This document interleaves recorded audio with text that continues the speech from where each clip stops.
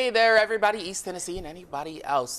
Of course, I am Tavian Whitehurst. This is my good friend, Rebecca Sweet here. And this is the second edition of the 10 Weather Chat, where we just essentially come with a more casual view. We can sit here and just talk a little bit more about all the stuff you see us mention on the air, but usually they kind of tell us to stop talking for a while. Usually we hear rap in our ears, but these are the moments where we get to kind of dive in deep into some of those subjects that a lot of people ask about.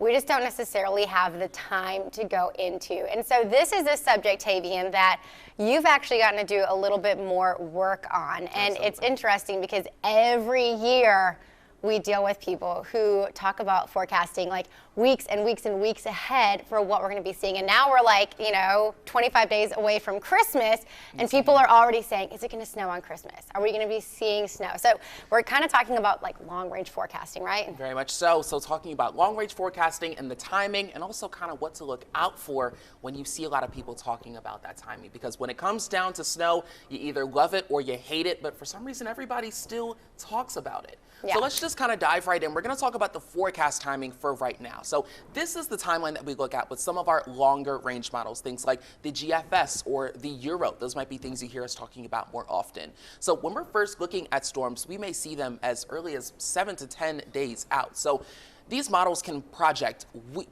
weeks in advance, up to about 2 weeks or something like that. So they can hold a lot of information, but that doesn't necessarily mean that it's all fact. A lot of the models that we look at are a tool for the forecast, but not the forecast itself. So, right? Totally valid. And it comes every year when we're talking about tropical season. A lot of people will post updates on saying, oh my gosh, we're going to have this hurricane that's going to move through such and such week. Don't go on any of your vacation plans. And then when it comes to the winter time of year, you start to see people post all of these big updates about the snowstorm of the century. I mean, like, you just hear these big dramatic things that people start to, again, you're going to see on social media post about. And what you're going to talk about a little bit more about is just how close you should be looking at those forecasting tools and when is it going to be most accurate. Exactly. Because sometimes it's not that the event won't be coming. There will be a lot of times where there is a snowstorm coming. It's December 1st and there already have been a couple in areas further up north.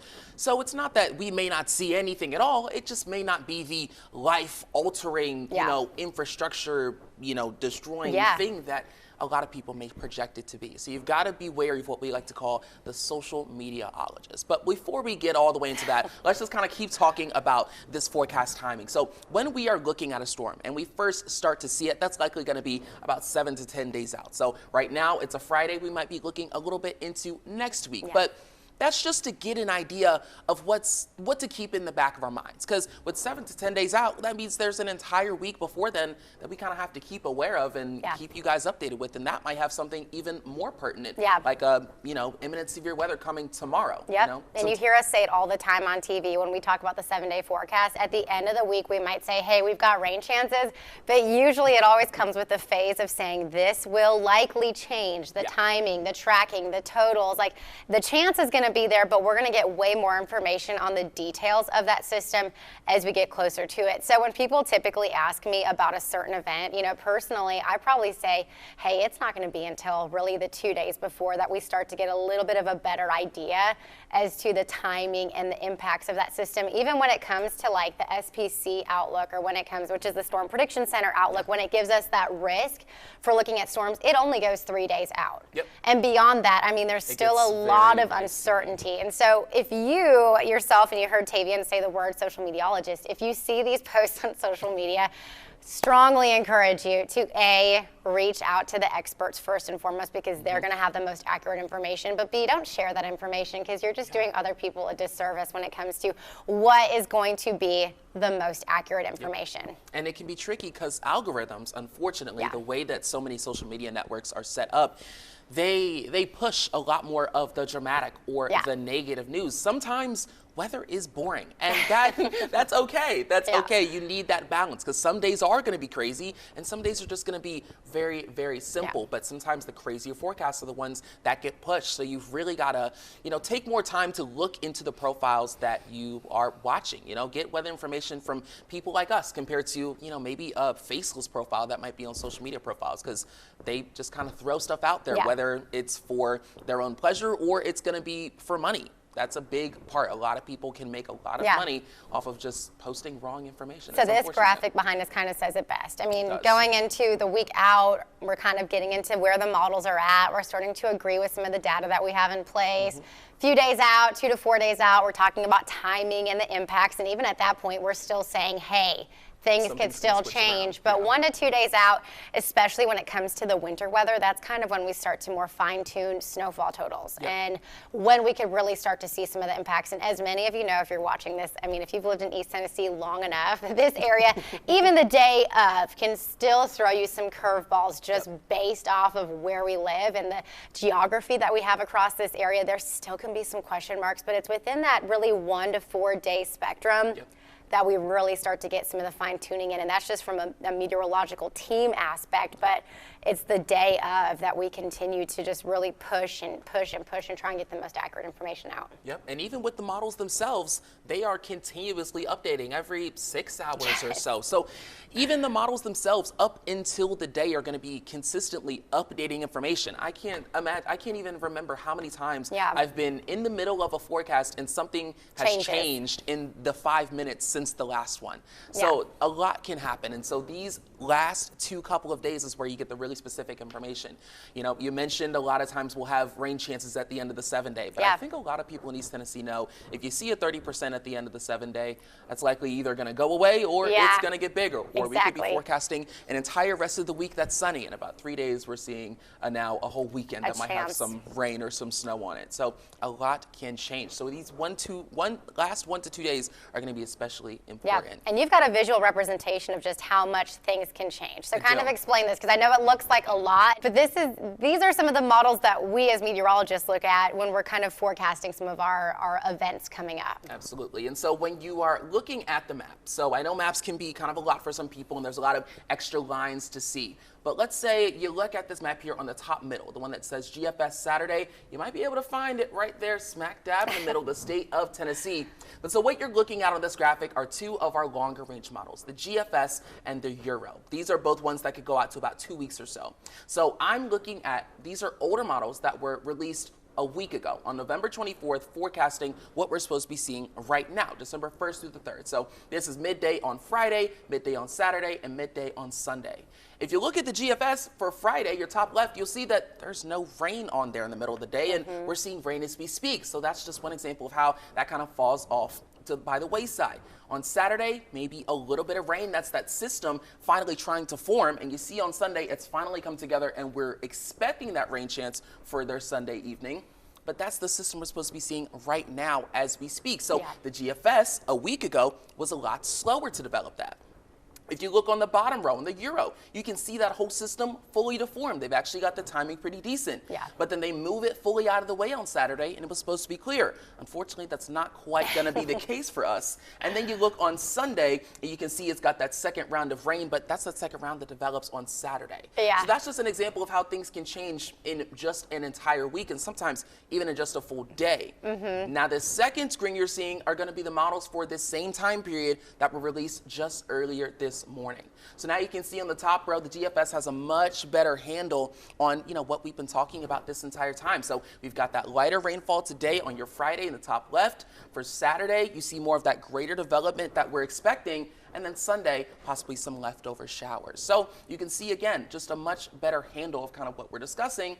And all of that time in between was going to be necessary. There were going to be all kinds of different edits. Sometimes it may pull the rain a bit further to the north or to the south. And with so much variance, that's part of the reason why we can kind of come to you guys with a lot of different information at once. But kind of tell you guys, just stay tuned and it'll get more specific if you stay with us just a little bit longer. That's a great point. I mean, Tavia and I was working earlier on in the week, and, we were supposed to have soccer practice today. And at first, it looked like today was going to be a complete washout of a day. Into the evening, I was nervous about some of the Christmas parades that were supposed to be happening tonight. And now the models are just kind of, as of recently, clearing out a lot of this rain into the afternoon. So things have just kind of made a little bit more of a dramatic swing. But that, folks, has really just happened within the last 24 to 48 hours, just within a matter of days. And so when it comes to a long-range forecast, I know a lot of people plan weddings, birthday parties, different outdoor events, and you may look at the forecast like a few days in advance and go, oh my gosh, we're gonna have to cancel it. Oh my gosh, we're gonna have to think of a different plan.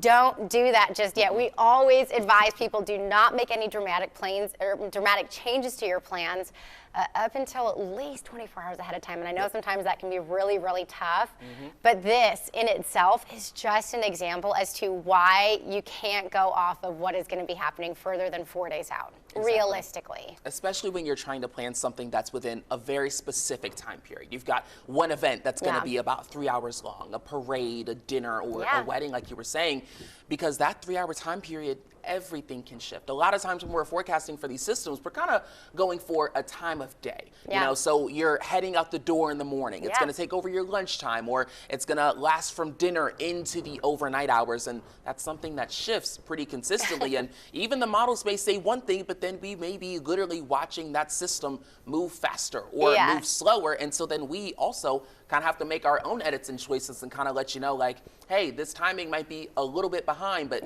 this is how it might look. Welcome to what is happening inside of our brain every single day. Running at all times. Well, you know, and this kind of leads into what we've been mentioning, you know, also is the social mediologists. Like when it comes to some of those long-range models, Tavian said it before, people like to kind of put out that fear factor and talk about doom and gloom, and those things really do trend to become very popular on social media. And so that's why we can't stress enough. You know, you talked to Brad Panovich, one of the chief meteorologists across the Southeast as well, and he said the same exact thing. You know, it's where you cannot trust resources that go that far out. And I know it's so easy. It's clickbait. We all look at it. Of course. But it's kind of the responsibility, folks, of bringing that to our attention, asking us questions. Don't trust everything that you read online. And just know that when it comes to this kind of weather, just talk to the experts in your area for sure. Yep. And Brad Panovich also in that conversation made a very fun analogy that I like. He compared a lot of social mediaologists and some apps to fast food, right? They're good for a quick bite. They're good when you need a certain piece of information. You've got that craving. You have something you need to know immediately. But it's not something you want to eat every day. You know, you don't want to have McDonald's, Wendy's for every meal every day. You got to go home, have that home cooked meal, have mother's cooking, and that's kind of us. We have the full information. We've been peering over this forecast as individuals and as a group and letting each other know. We have a group chat where we send an entire forecast update after our shift so that the next people coming in or people that might be off just know what's going on so that when you guys ask us questions, we're ready for you. Exactly. You know, and if you ever want to find any more information, we're also super active on social media. Our full weather team, we post stuff to our Facebook page and on Twitter all the time, and we're pretty active. If you ask us any questions on there, we want to be that resource. We want to be that tool, as we always say, especially even when it comes to winter weather or when it comes to just severe weather in general. We want to make sure people feel prepared. Not scared. We don't want to scare you. That's never going to be our job, but more so just to feel prepared. So there's multiple resources, and yeah, we just really enjoy being a big part of the community. Absolutely. I mean, we're here to help. It's our catchphrase, right? We are here to help. Tavian, this has been a blast. Absolutely. This has been so much fun. One last thing I do want to add, too. When Brad and I were talking, there was a part of our conversation, we were talking about the different kinds of people that may put out information. Because while, yes, we do have what Brad and I called bad actors and people who are just putting out that clickbait, worst case scenario information, they're also just fellow weather geeks like ourselves that just, you know, they want to learn, they want to have discourse. And so, again, just reach out to us. Although sometimes they may not realize the power of posting on social media because you never know who's going to get their hands on it. But reach out to us because we have answers. Yeah, we do have answers, and we're constantly watching it for you. So, great points, Tavian. This has been an absolute blast. And feel free, if you guys have any other questions, you know, Tavian and a lot of our crew does the Weather Wednesday, so we'd love to get a chance to answer those for you. But hopefully you've enjoyed this just as much as Tavian and I have. We hope to do more of these more often in the future. Absolutely. Thank you so much for tuning in with us, and we'll see you for the next one.